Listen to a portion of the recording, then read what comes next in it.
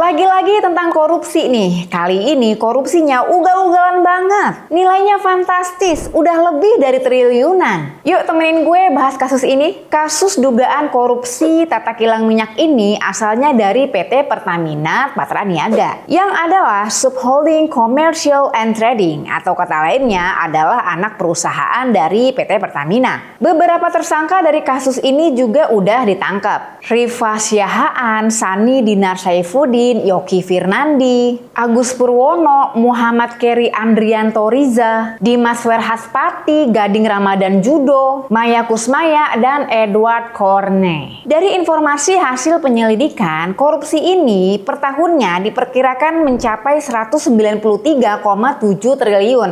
Dan korupsinya ini udah berlangsung kurang lebih selama 5 tahun. Jadi kalau dihitung-hitung nih, potensi kerugiannya bisa mencapai 1.000 triliun atau 1 kuadriliun. Ampun, para koruptor ini ya, di rumahnya mandinya udah bukan pakai air lagi, tapi mandinya udah pakai duit coy. Modus korupsi yang dijalani oleh para tersangka ini ada 3 tahap. Yang pertama, Indonesia sebenarnya produsen minyak mentah, alias bisa memproduksi minyak lokal sendiri yang bakal diolah jadi bahan bakar. Jadi sebenarnya kebutuhan bahan bakar kita itu bisa dipenuhi oleh produksi minyak dalam negeri kita sendiri. Tapi para tersangka korupsi ini melakukan suatu pengondisian. Istilah gampangnya gini nih.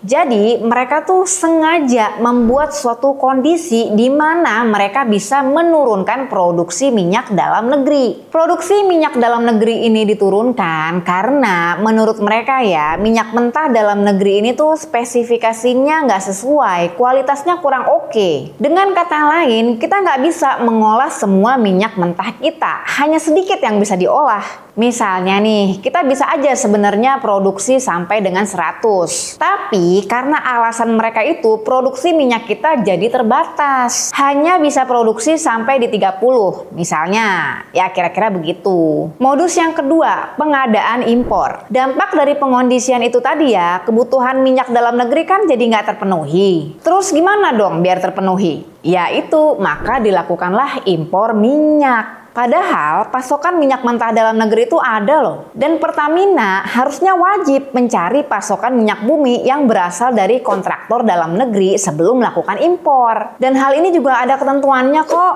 Modus yang ketiga, permainan harga. Kalau kita impor barang kan pasti ada rekanan ataupun perusahaan yang ditunjuk buat kerjasama kegiatan pengadaan impor. Nah, Kejaksaan Agung menemukan adanya pemufakatan dengan rekanan ataupun perusahaan yang ditunjuk oleh para tersangka tadi, berupa kesepakatan harga yang udah diatur sebelum tender dilaksanakan. Maka terjadilah permainan harga, di mana harganya tuh di markup ataupun dinaikkan jauh dari harga yang seharusnya. Sebenarnya harga pembelian impor itu ya, kalau dibandingin sama produksi minyak dalam negeri, itu bedanya jauh banget. Apalagi markup harga minyaknya tuh lumayan, dinaikkan sekitar 15%. Aduhai banget kan, gimana nggak ugal-ugalan tuh korupsinya. Parahnya lagi nih ya, dari pengadaan impor itu, dibelilah minyak yang disebut sebagai RON 92. Yang ternyata setelah diperiksa, yang dibeli itu bukan RON 92, tapi RON 90.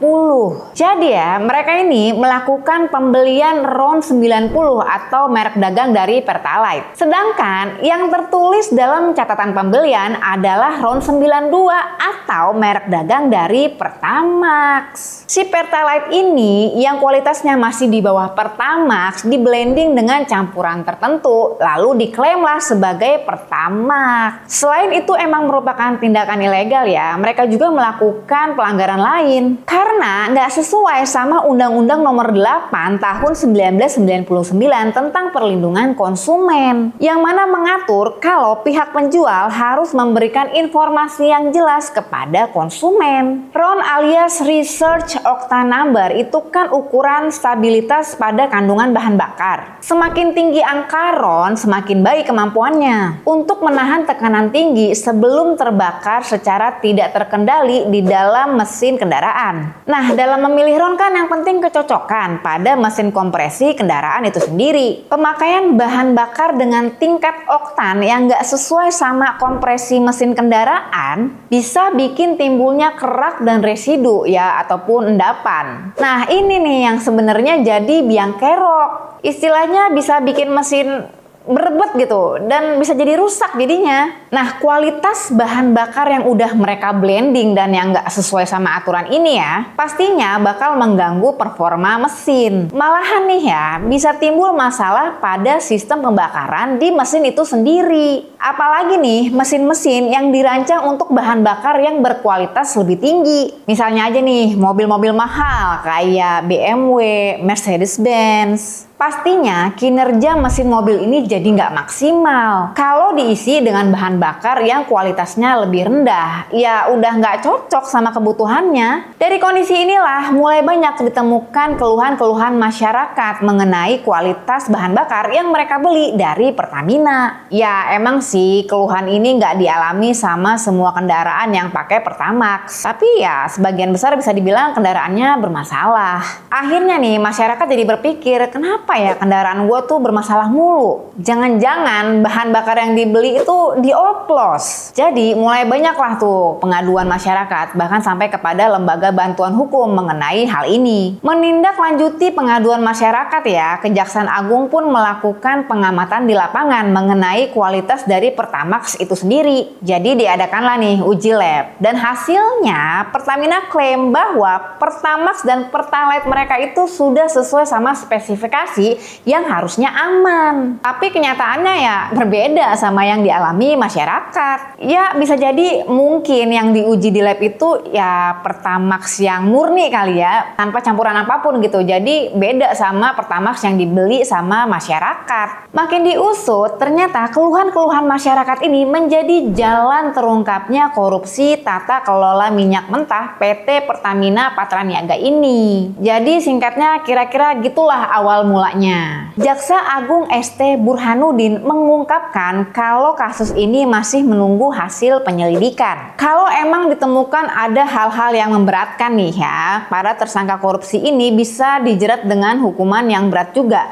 Bahkan dikatakan bisa sampai hukuman mati. Tapi ya balik lagi, ini masih dalam proses penyidikan dan masih dikaji juga. Para tersangka korupsi ini dijerat dengan pasal 2 ayat 1 atau pasal 3 JO. Pasal 18 Undang-Undang Nomor 31 Tahun 1999 tentang pemberantasan tindak korupsi. Pasal 55 ayat ke-1 KUHP. Dan satu lagi nih ya, terkait penemuan kasus korupsi ini, pihak Pertamina udah meminta maaf kepada masyarakat melalui Direktur Utama Pertamina, Simon Aloysius Mantiri. Saya, Simon Aloysius Mantiri, sebagai Direktur Utama PT Pertamina Persero, menyampaikan permohonan maaf yang sebesar-besarnya kepada seluruh rakyat Indonesia.